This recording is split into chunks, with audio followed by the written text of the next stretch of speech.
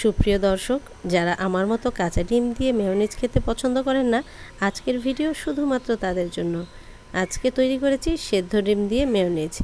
খুব সহজেই এই মেয়োনিজটি তৈরি করা যায়।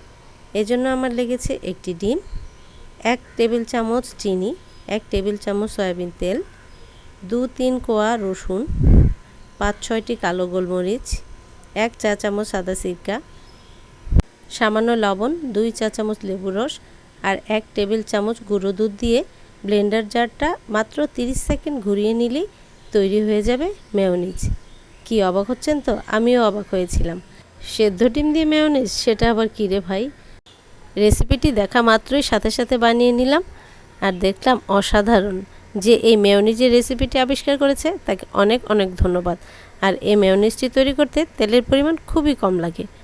আজ এ পর্যন্তই, আবারও দেখা হবে নতুন কোনো রেসিপি নিয়ে। সে পর্যন্ত সবাই ভালো থাকবেন। আল্লাহ হাফেজ।